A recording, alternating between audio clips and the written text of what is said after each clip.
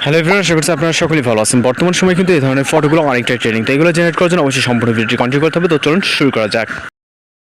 Welcome back. আশা করছি আপনারা সকলেই ভালো আছেন। তো এই ধরনের ফটোগুলো কিন্তু বর্তমান সময় অনেকটাই ট্রেন্ডিং, যেটা প্রিভিউতে দেখছিলেন। তো এগুলো এডিটিং করার জন্য আমাদের একটি অ্যাপ্লিকেশন ডাউনলোড দিতে হবে, যেটা প্লে স্টোরে অ্যাভেলেবেল আছে। জাস্ট আমরা এখান থেকে হচ্ছে প্লে স্টোর অ্যাপ্লিকেশনে চলে যাবো এবং এখান থেকে আমরা একটি অ্যাপ্লিকেশন ডাউনলোড দেবো, যার নাম হচ্ছে হাইপিক। ওকে, এটা অনেক পপুলার একটি অ্যাপ্লিকেশন।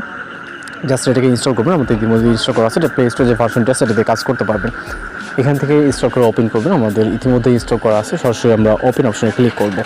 এরপর এরকম ইন্টারফেস দেখতে পাবেন। এখান থেকে আমরা কিছুটা নিচের দিকে আসলে এখানে বিভিন্ন যে ম্যাজিক ফিল্টারগুলো, এগুলো থেকে আপনার এই যে এখানে দেখতে পারবেন। ওকে, জাস্ট এইটার উপরে আমরা ক্লিক করবো। প্রথমে যেটা দেখতে পাচ্ছেন দুইটা কাঠের আইকন দেওয়া, এইটার উপরে একটা ক্লিক করবো। ওকে, ক্লিক করার পর এরকম ইন্টারফেস দেখতে পারবেন। এখান থেকে ইউজ টেমপ্লেটে ক্লিক করবেন। ওকে, তো এখান থেকে আমরা ইউজ টেমপ্লেটে ক্লিক করবো। এখান থেকে জাস্ট ইউজ টেমপ্লেট।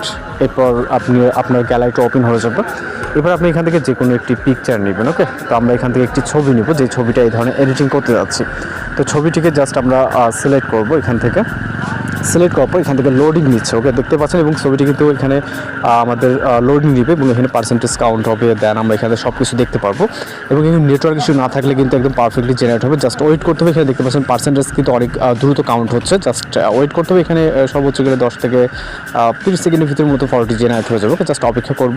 ওকে, তো দেখতে পাচ্ছেন জাস্ট আমাদের কিন্তু পিকচারটি জেনারেট হয়ে গেছে। ওকে, এবং জেনারেট হয়ে যাওয়ার পর আপনার এটাকে সেভ করার জন্য এখান থেকে এক্সপোর্ট অপশনে ক্লিক করবেন, তাহলেই আমাদের এটা সেভ হয়ে যাবে। তো এইভাবে এই ধরনের ট্রেন্ডিং ফটোগুলো জেনারেট করে নিতে পারেন। আর কোথাও সমস্যা হলে অবশ্যই জানাবেন। তো দেখা হচ্ছে পরবর্তী কোনো নতুন ভিডিওতে। সবাই ভালো থাকবেন, সুস্থ থাকবেন।